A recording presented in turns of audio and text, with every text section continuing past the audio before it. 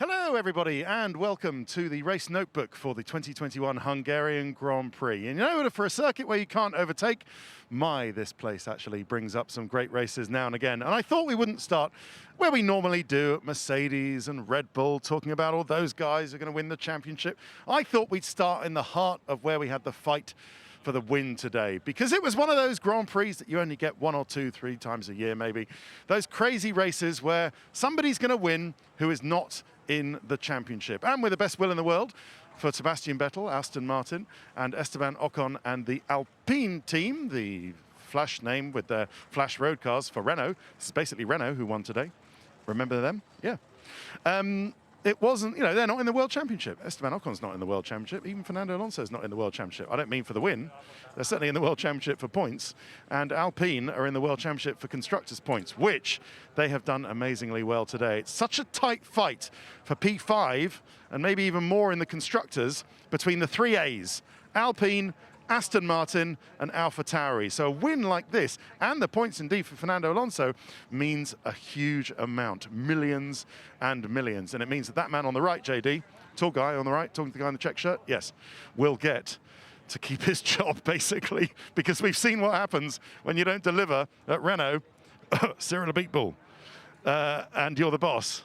Luca De Meo, the boss of Renault, does not take that kind of failure particularly well. So yeah, that's at stake. That is what is at stake. It's that much at stake. So they have to win, and they have won today. Of course, this team, as Renault, as Benetton, and all of that, they've won before. Winning is nothing new to them. But it was the way that Esteban Ocon won today that I thought was impressive. You know, yes, he won from there is the Hungarian porcelain, which we had a look at the beginning of the grid walk, from the porcelain factory that started in 1827 or something like that. I checked on the internet. But it was the way that Esteban Ocon did it, completely canny at the start, avoided all the shunts, led the restart, and never got into any trouble after that. He looked like he was born to it. Well, in a way, he was born to it, because I don't know if you know the story. Rachel kind of, you know, referred to this in her interview with him, but Esteban Ocon grew up, and he was a tall guy once he got through puberty, and he loved racing karts. Michael Schumacher was his hero, and he got so far as he did, but the support sort of went away financially, and he got to the point where he was facing essentially having to give up motor racing or get picked up by Renault and Mercedes, and it was the latter that happened. And had that not happened, had his parents not paid for all the money and everything and all that, Esteban says that he would have ended up working in a fast food joint, either McDonald's or KFC or a chicken cottage or a Dixie cottage or whatever they're called, in his native Normandy, and that's what really it meant. So he was very happy, and this is somewhat of a nice story come true, really. A nice story realised about Esteban Ocon today. So how did he do it?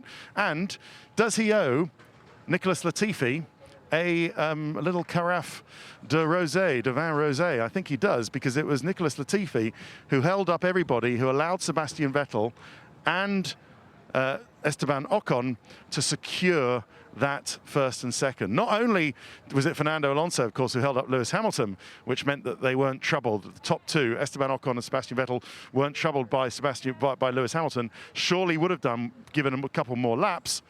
But it was Latifi early on that allowed the fight to happen between Alpine and Sebastian Vettel. So that goes back to the question, how did they do it? Well, the joker in the pack was Fernando Alonso, strategically, because he was sitting there in fourth, around 17 seconds behind Ocon and Vettel, which meant that if Aston Martin tried the undercut, it wouldn't work. It wouldn't work because Sebastian Vettel would go back behind Fernando Alonso, and then Fernando Alonso could try all the things that he tried with Lewis Hamilton. Oh, I'm going slower, I'm going slower. Oh, Sebastian, you're behind me, are you? Oh, I've slowed you so up.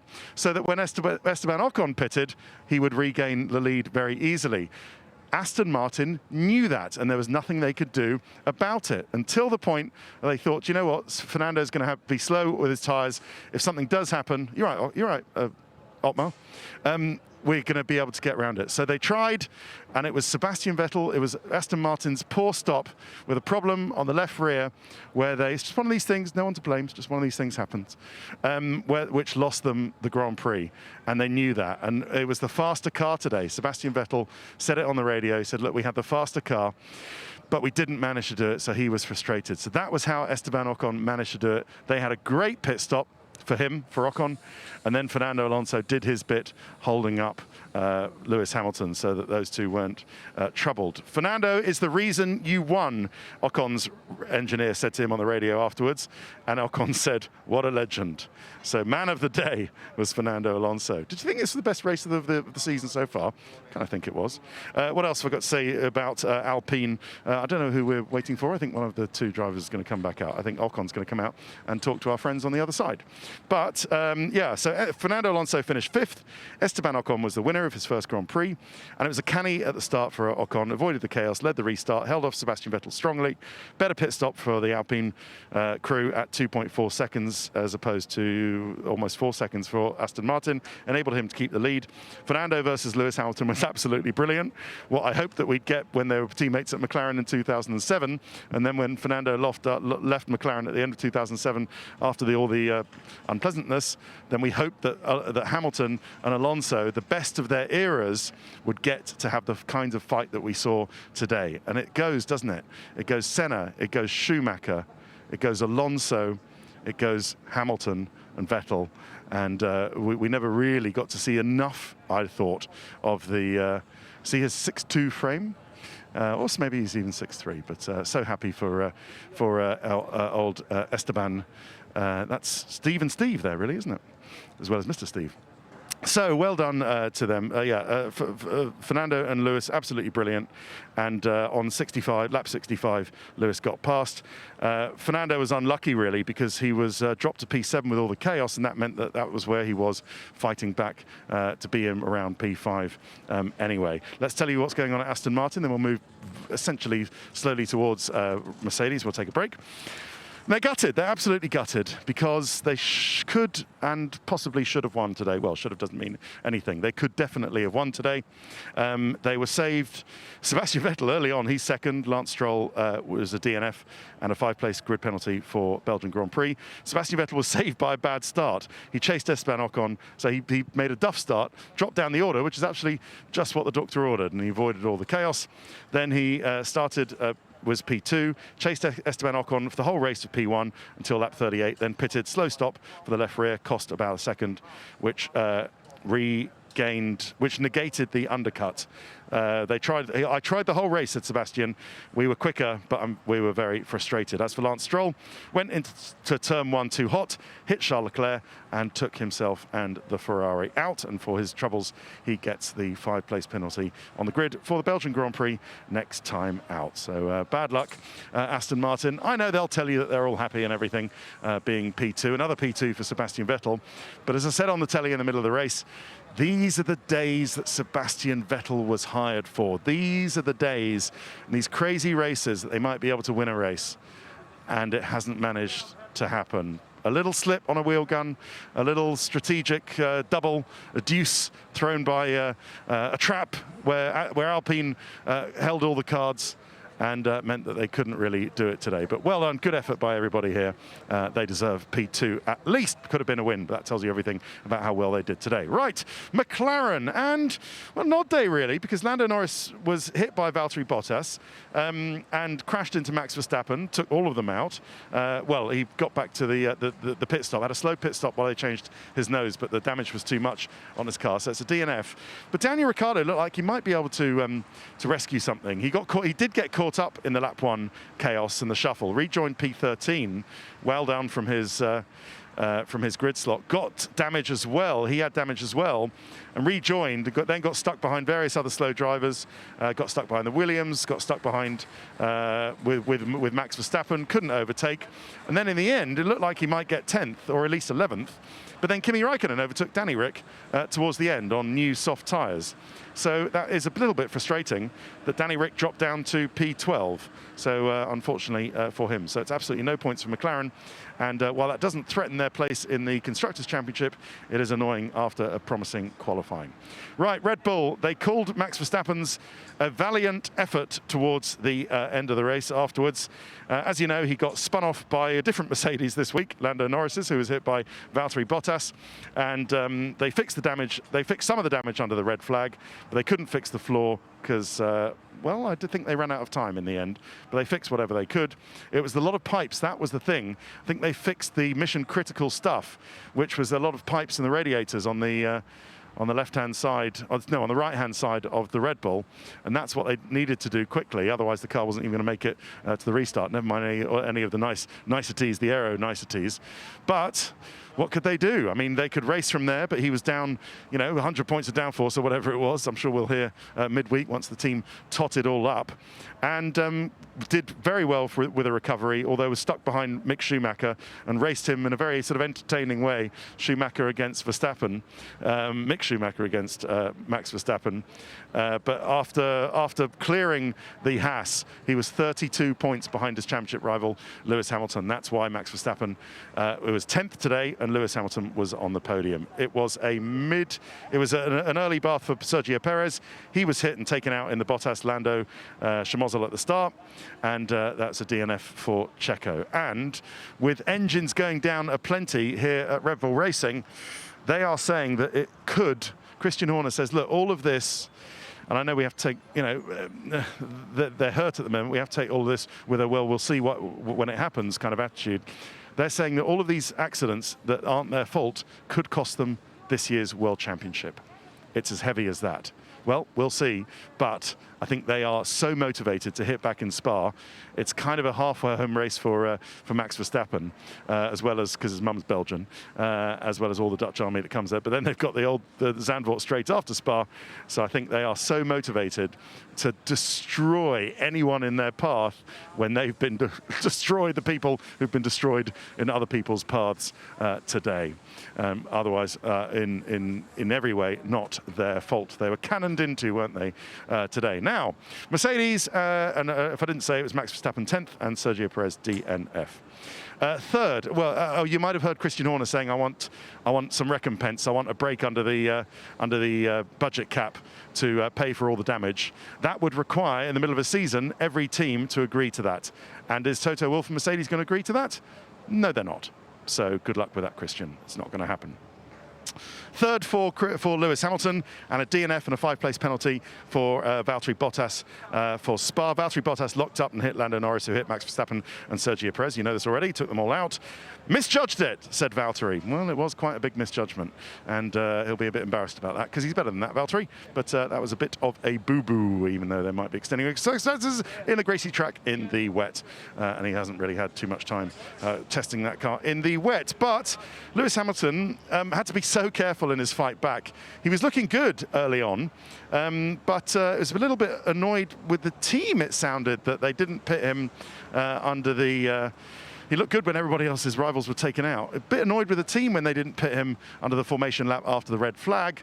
But I think, as we've already said, and you may already know, it's the driver, really, because the team can't say, because these rules, which they don't like to tell the drivers what to say, there are FIA rules that say that we don't want the teams coaching the drivers on how to get a better start. So they're not allowed to say anything to the driver on the formation lap to keep the starts nice and only to do with the driver.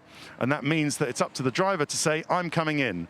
I think it's too wet for wets, and it's just about right for dries, and you better get the tyres ready, boys, because that's what I'm doing. I'm coming in. The team can't say box, box, Lewis, box for slicks, and Lewis didn't say himself, I'm coming in.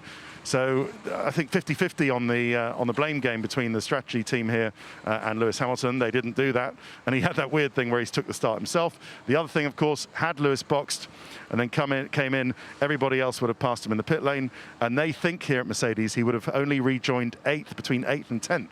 There had been so many cars bring in, and that's where the chief mechanic has to be a little bit careful letting the driver out if there's a tiny little gap that he can get to in the pit box. But Mercedes think that it would have been potentially worse had Hamilton come in under the red flag restart, because he would have rejoined 8th and 10th. Actually, that wouldn't have been worse, because when he did rejoin, he was pretty much last, wasn't he? Or he was further down than that. But yeah, rejoined, and stopped twice. He stopped again on lap 52, dropped down from 4th to 5th, and did a great fight with his ex-McLaren teammate Fernando Alonso to get back up to past Fernando for 4th, and then past Carlos Sainz for 3rd, and end up on the podium. So that was the right thing to do today, to do 2 stops.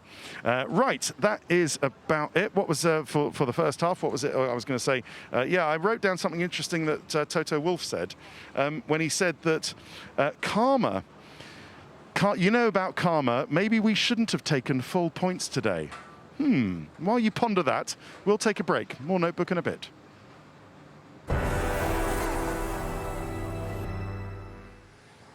Hiya, bonsoir. Welcome back to the Race Notebook for the 2021 Hungarian Grand Prix. And look, he's going to be here doing interviews all night, and who can blame him? His baggy jeans, skinny jeans. And he got thin legs, Esteban. Oh, look, a nice Frenchies with Frédéric Ferret from the French press. A little photo on to mark the occasion, and who can blame them for that kind of thing with these Le Coq Sportif trainers of Esteban Ocon's as well. Good, this is all very cozy. I forgot to tell you about Lewis Hamilton. He's all right, basically. He was dehydrated and exhausted after his win, after his effort today. And, sorry? I was talking about your shoes, Le Coq Sportif, and I was talking about, I don't know, I was talking about a lot of things. I've talked about a lot. I know. Would that I had my little microphone, but I don't. But listen, I'm so happy for you, and thank you very much. I think we've said everything we could. Thank you, Ted. I appreciate it. See you soon. Have a good break, everyone. Have a good break. Such momentum. And the speed is back. That's what I was going to say. The chassis change worked, didn't it? After Silverstone, when he was having a really duff season, it looked like, and Fernando was sort of beating him all over the place, that was where I thought it was important for Esteban. The chassis change at Silverstone made the difference. And all right, I bet he thought he was never going to win a race with it, but you know, he was quick. He's been quick ever since. Right, I didn't want to keep him for too long because I don't think I'm allowed to do it with the old COVID precautions, put the microphone anywhere near him. You know, oh, when is all this going to be over, eh?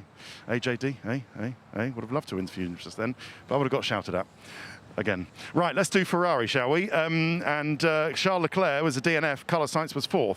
And I've written down here in my notebook, what could have been. Sainz was held up by Nicholas Latifi in the middle of the race. He lost 18 seconds behind the Williams. That protected Sebastian Vettel and Esteban Ocon, but left Sainz later on vulnerable to Lewis Hamilton storming through the field on a new fresh set of tyres, which is exactly what happened. On lap 68, he lost his podium place and ended up 4th. So he also had said he had to do some fuel saving. So, you know, he could have been so much more for Carlos Sainz. Really feel sorry for him.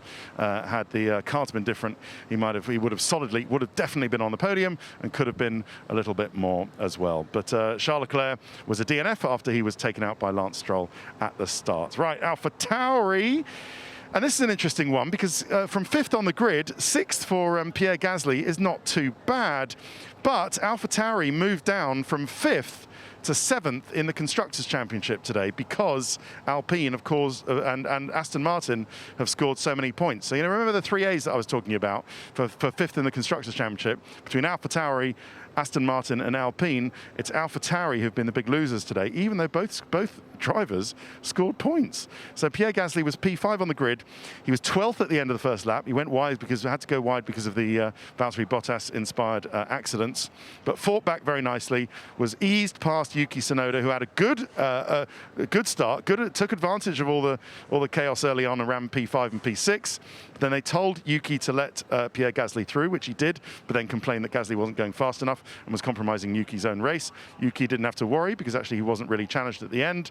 But that happened on lap 47 because Latifi was never going to get past Yuki, who was 7th, but I suppose Yuki will consider that he wasn't able to challenge for P6 today, which was, of course, held by Pierre Gasly, his teammate. So yeah, it was a no loss. It was a no loss from Yuki Tsunoda, but he wasn't particularly happy on the radio. Right, Alfa Romeo Sauber, and it's Kimi Raikkonen 11th and Antonio Giovinazzi 14th. And I don't know if there's anyone in this motorhome on Switzerland Day. Is it Switzerland Day? Roger, is it Switzerland Day today? Is it Switzerland Day? It's Switzerland Day. Happy Switzerland Day, everybody. Yeah, I don't think they'll be particularly happy on Switzerland Day. I don't know if they're giving out Gouda or Emmental or chocolates at the front. Hello, everybody. Yes, I didn't need to worry about whether it was Switzerland Day, did I, JD? Few clues in the motorhome.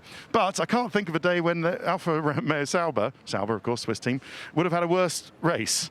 It was a nightmare race. Everything that could go wrong did go wrong. Antonio Giovinazzi pitted at the first start. He thought, because it was so wet, he thought he'd have a go on slicks.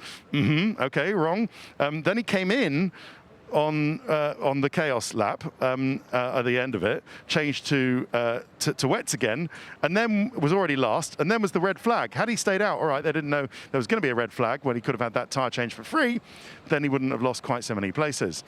So he was last. Then he got a 10-second penalty, stop-go penalty for speeding in the pits, and trailed home P14. Kimi Räikkönen was released into Mazepin and smashed the Haas's wheel, got a 10-second stop-go for that, and a slow stop for himself. After that, did 2 stops, was working his way back, past Daniel Ricciardo, as we've said, and finished P11, which is almost a point, but 20 seconds off one. So, in fact, not a point at all. Nowhere near a point. But, yeah, P11, I suppose, is a bit of a, well, it's nothing really, is it? Look. Happy Switzerland Day, everybody, but a horrible race for the Swiss team. Now, Haas F1, they didn't have such a good race either because it started quite well. Mick Schumacher avoided the chaos at the start, but then got together, got some wing damage, had to change his wing under the red flag, ended up, ran as high as sort of yo-yo between sort of 8th and 10th and 11th, but then ran P10 in the points. Held up various people, but then got past, and there's great racing actually, Mick Schumacher against Max Verstappen. Sign for the future maybe, but dropped down the order and finished 13th. Nikita Mazepin, as we've said, was hit by Kimi Räikkönen in the pit lane and broke his suspension and was out. And we end up at probably the happiest motorhome apart from Alpine, and that's Williams. As the sun finally comes out here on this off and on rainy day at the Hungaroring, because for the first time since, it's not that far ago, so don't think I'm going to say like 1997 here with Damon Hill, for the first time since the Monza 2018, which would have had to be Massa and who else? Who? Bottas. No, Bottas was already gone to Mercedes by then, wasn't he? He replaced Nico Rosberg in 2017. Nice try, JD. I'm not quite sure it was, but Massa and the other guy at Williams, they've scored. Both cars have scored points today, so well done for them. George Russell was 9th, Nicholas Latifi 8th. George Russell led for a lap after a muddle in the pits, where of course because they're here. He came down the pit lane, George, when everybody else did, when Lewis Hamilton was making the start of the lonely persons out the front. George pitted and then kind of went back into the pit exit. It was like, well, hey, was it Stroll? Was it Massa and Stroll? It must have been Massa and Stroll. Thank you, London. So, yeah, George was like, he said, look, it's nice of the FIA not to give me a drive-through penalty for that or a penalisation. And they allowed him, despite leading the race, to shuffle his way back to P7. But it was Nicholas Latifi who was the star of the day today. And I'm so glad he's got his first points for Williams, and that's really good. It was, he was shuffled back to P7, but Nicholas Latifi held P3 very well, helped Sebastian Vettel and Esteban Ocon, as we've already said. Pitted on lap 24, he was P8, and they were P8 and P9 when it all settled down. Nicholas Latifi, 2 seconds behind Yuki Tsunoda, and it was 1 second behind each of Russell and Latifi. Tsunoda 7th, Latifi 8th, George Russell 9th. And George Russell held off Max Verstappen, and that puts them 8th in the Constructors' Championship, ahead of the 2 points that Alfa Romeo Sauber have already got, and the no points that Haas F1 have got. So we have the end of a couple of races that have spelled much bad luck for Max Verstappen and Red Bull Racing. Will they be buoyed by the fact that they think they still have the fastest car, or will they think that really Mercedes have caught up and this championship is going to be very tricky from here on in? Well, they've got 3 weeks to think about it because it's summer break. I won't be here at the next race in Spa because I'm on W Series duty. So I and the Notebook will be back at the Dutch Grand Prix after that. So have yourself a nice couple of weeks off with no F1. Recharge your batteries. You know, Red Bull will be. And we'll have some more the second half of the season and hopefully some more crazy races like we had today and from Belgium onwards. So thank you, Hungaroring. We enjoyed it today and I hope you did too. Bye-bye, everybody.